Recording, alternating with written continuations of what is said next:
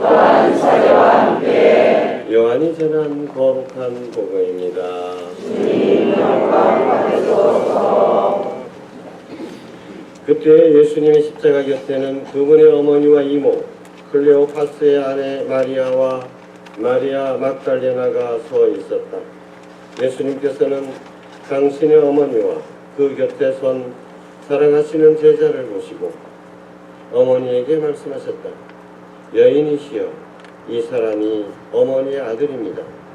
이어서 그 제자에게 이분이 내 어머니시다 하고 말씀하셨다. 그때부터 그 제자가 그분을 자기 집에 모셨다.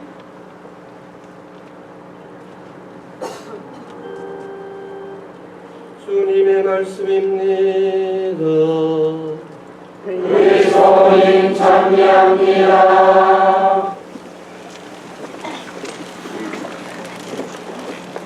참 예수님, 예수님. 정말 좋은 밤입니다. 그렇죠? 네.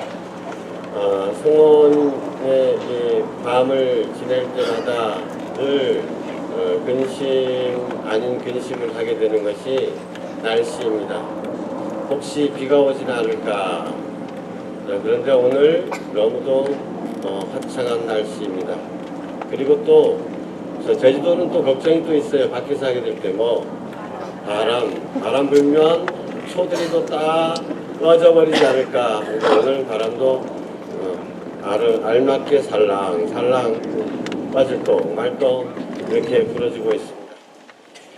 자, 오늘 이 아름다운 밤에 우리는 성모님께 대한 우리의 효성을 또 새롭게 하고 또 우리가 바쳤던 성모님께 대한 우리의 봉헌을 새롭게 했으면 좋겠습니다. 오늘 우리가 드리는 미사는 사도들의 모으신 복되신 동정 마리아 미사입니다. 사도들의 모후. 여러분, 예수님께서는 십자가에서 당신의 모든 것을 다 우리를 위해서 내놓으시고 죽으시고 부활하셨습니다. 그리고 이제 그래서 이 예수님을 믿으면 누구나 다 구원을 받는다. 죄로부터 용서를 받는다. 믿으면 용서받고 구원받는다라고 하는 이 기쁜 소식을 모든 사람들에게 전해서 예수님을 믿게 해라. 구원받게 해라. 이렇게 말씀하셨습니다. 명령하셨습니다. 그런데 이 명령을 어떻게 우리가 수행할 수 있을까요? 사도들의 입장에서 한번 생각해 보십시오. 자, 이리 와봐라, 이야기. 예수님 십자가에서 사형수로 죽으셨지만은 그거 집대로 그냥 끝난 것이 아닙니다. 죽었지만 다시 부활하셨습니다. 그분을 믿으면 구원받습니다. 이러면 진짜 무슨 시어뜨건 소리입니까? 그럴 텐데 어떻게 우리가 하는 말이 듣는 사람들 마음을 움직여서 정말 예수님을 믿게 만들까? 참 너무도 어려운 일 아닙니까? 세상 끝까지 가서 말도 잘 안 통하는 사람들한테 예수님에 대해서 전혀 모르는 사람한테 이것을 전하라고 하니 이 과업을 우리가 어떻게 수행할 수 있을까요? 근데 이 과업은 성령으로 말미암아 이루어졌습니다. 그들이 하는 말에 성령께서 힘을 실어주셨던 거죠. 그는 이들의 마음을 휘저어 놓았고 그들이 진심으로 예수님께 돌아올 수 있도록 변화시켜 주셨습니다. 이것은 사도들의 능력이 아니라 바로 하나님께서 하신 일이었습니다. 그런데 이 하나님 불가능한 일, 이런 하나님의 일을 하는 데 있어서 사도들 곁에 누가 있었느냐? 누가 있었죠? 바로 어머니께서 사도들과 함께 기도하고 계셨던 것입니다. 우리도 살다 보면 불가능한 일이다. 너무 힘들다. 어렵다. 라는 생각이 절로 들 때가 많습니다. 이 노릇을 어떻게 할까? 꽉 막힌 감옥에 갇힌 기분이 들 때도 있습니다. 그런데 우리는 그런 시련을 만나서 그러한 난관에 봉착해서 어쩌면 불가능한 일에 직면해서 우리는 어떻게 그것을 해결하려고 합니까? 포기하지 않는다면 어떻게 우리가 그 일을 이루어낼 수 있을까요? 성모님과 함께 하는 것입니다. 성모님과 함께 할 때 불가능이란 일 없다. 여러분, 불가능한 일이란 없다라는 말씀을 들었을 때 성경 말씀이 떠오르는 것이 있죠. 성모님께서 천사 가브리엘의 방문을 받으셨을 때 너가 이제 잉태하여 아들을 낳게 될 것이다. 하느님의 아들이라 불리울 것이다. 이렇게 했을 때 어떻게 저는 남자를 알지 못하는데 그 일이 일어날 수 있겠습니까? 라고 물었습니다. 근데 천사가 뭐라고 대답했습니까? 하느님께는 불가능한 일은 없다. 하느님께는 불가능한 일이 없다. 그렇습니다. 우리에게는 불가능한 일이지만 하느님께는 불가능한 일이 없습니다. 성모님과 함께하면 이 불가능이 우리에게 가능이 되는 것입니다.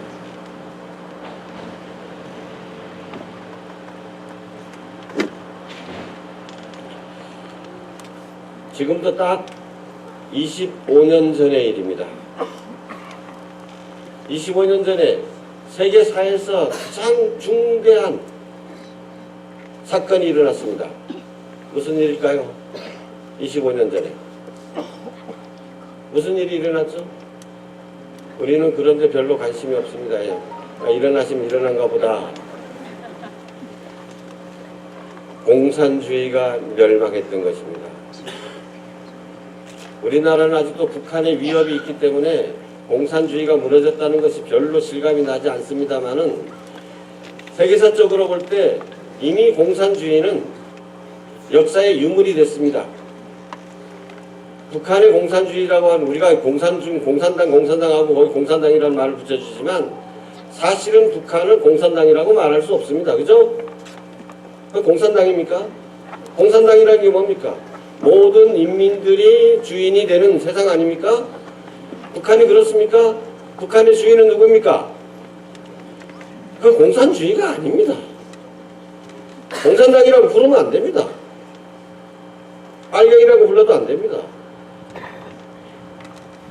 그런데 어쨌든 우리가 공산주의 하다 보니까 그것도 공산당인가 보다 하는 일을 우리가 오해를 하게 되는데 25년 전까지는 세계에서 가장 강대한 나라가 미국과 견줄 수 있는 나라가 소련이었습니다. 소련이 공산주의의 맹주가 되었던 것이죠. 그런데 그때는 도대체 이 공산주의가 어떻게 무너질 수 있을까? 상상을 하지 못했습니다. 너무도 막강한 힘을 가지고 있었기 때문에 그래서 성경 공부하는 사람들은 묵시록 12장에 나오는 그 붉은 용을 공산주의라고 생각을 했습니다. 공산당이라고. 붉은 용이 세계의 3분의 1을 지배하고 있다. 근데 붉은 용이 여인이 아기를 낳기만 하면 이 아기를 잡아먹으려고 하고 있다. 공산주의의 위협으로 바로 우리가 받아들였다는 겁니다. 그런데 그 강대한 공산주의 세력이 하루아침에 무너졌습니다. 누구도 상상하지 못했습니다. 어떻게 그렇게 힘센 놈이 갑자기 자풀어질 수가 있는가? 어떻게 가능한 것입니까?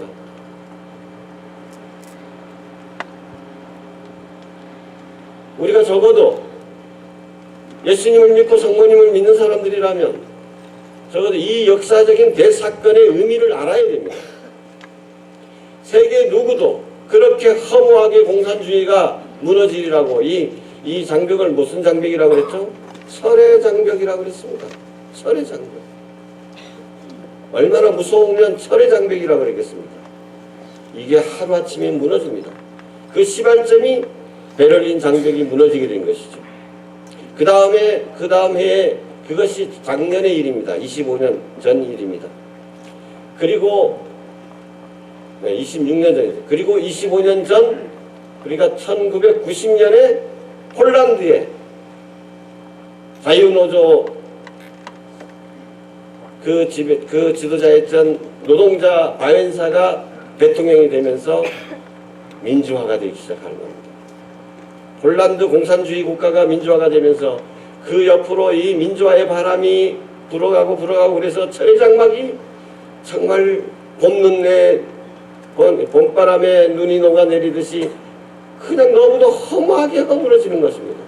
그래서 소련이 해체가 되고 소련에 소속됐던 그 수많은 나라들이 다 독립을 하게 되는 것입니다. 여기에 대해서는 아마 관심 있으신 분들은 다 기억을 하실 겁니다만은, 근데 우리가 꼭 알아야 되는 사건이 있습니다. 그보다 몇 년 앞서서 1981년 5월 13일은 파티마 성모님의 축일입니다. 파티마에서 성모님께서 처음으로 발현하신 날입니다. 네, 이 축일 미사를 드리시고 교황님께서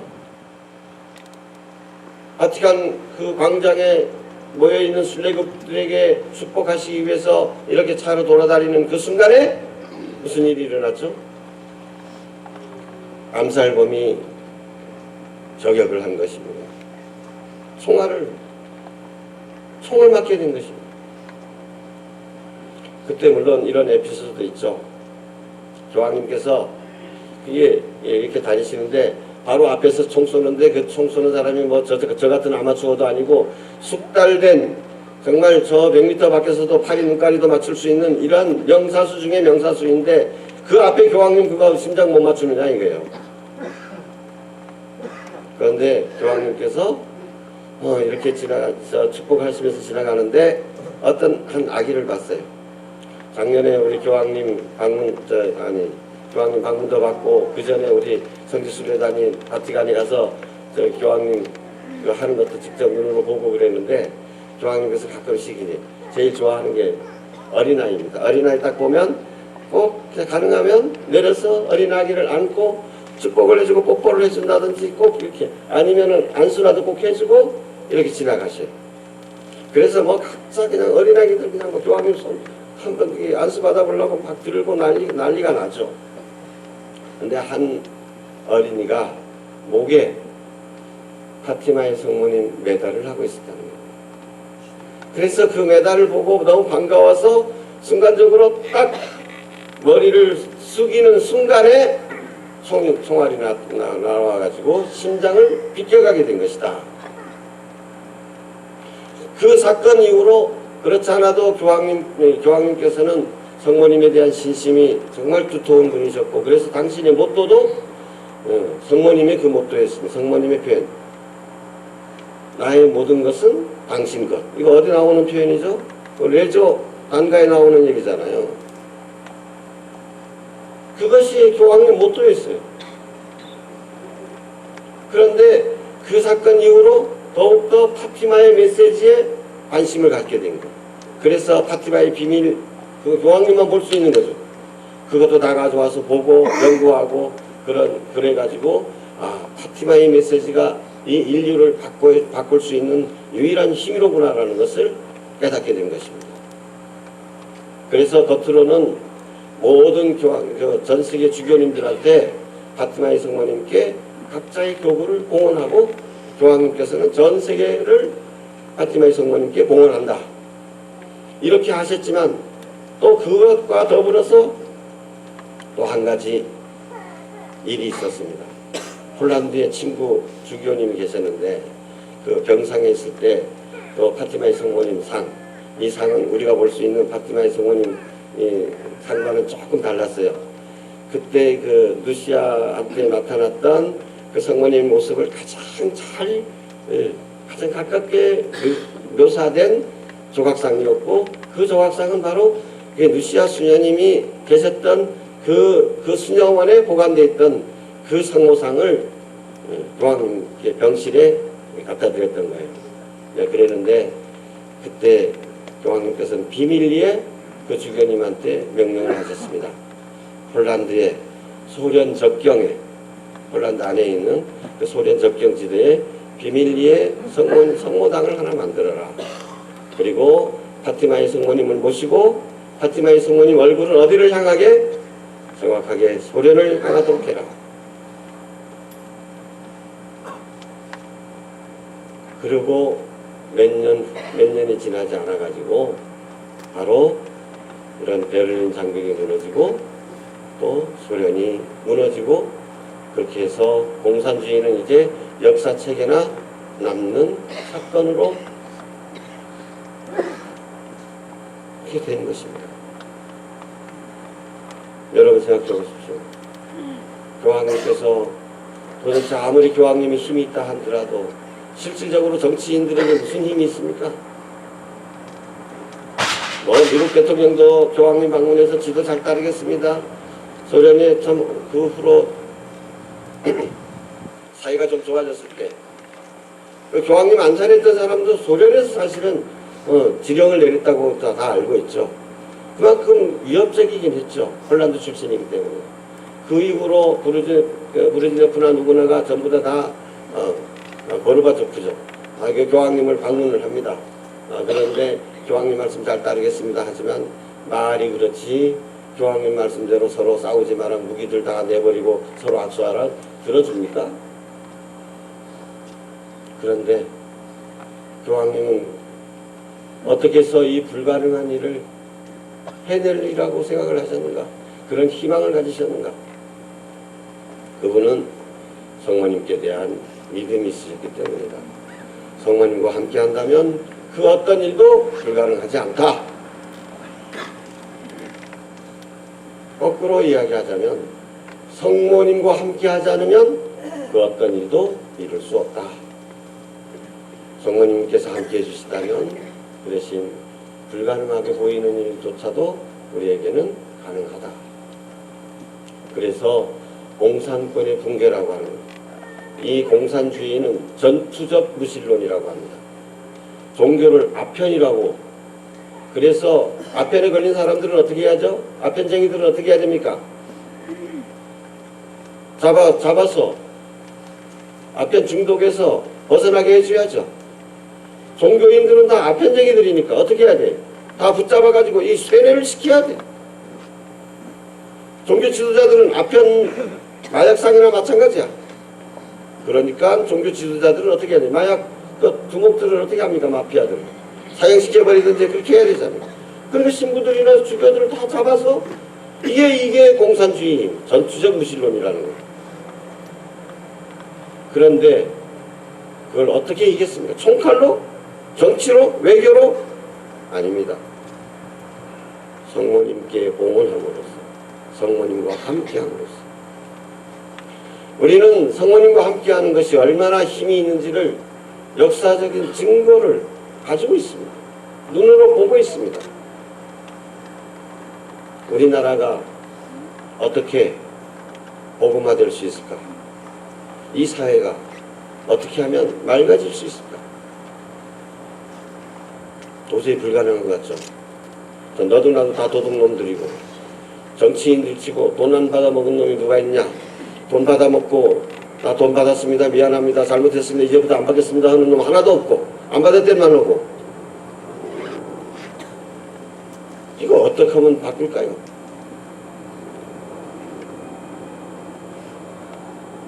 우리나라가 어떻게 하면 정의롭고 평화로운 세상이 되겠습니까? 북한과 우리가 어떻게 평화통일을 할 수 있겠습니까? 우리 마음속에 정말 일말에 그래 우리가 열심히 기도하면 그것이 가능하다라는 조금이라도 믿음을 가지고 있습니까? 아이고 그거 우리가 암만 해봐도 안 돼.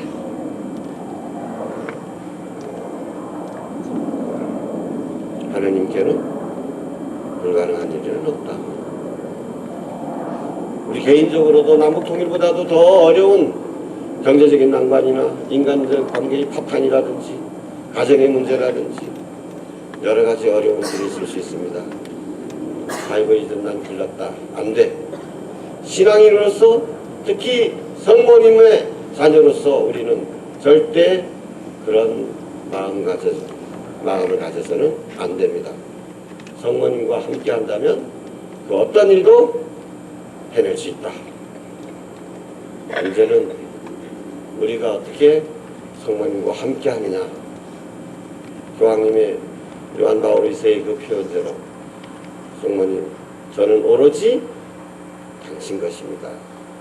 저희 모든 것이 당신 것입니다. 그 우리 자신을 온전히 봉헌하고 성모님, 당신 뜻대로 저를 써주십시오. 당신이 이끄시는 대로 따라가겠습니다.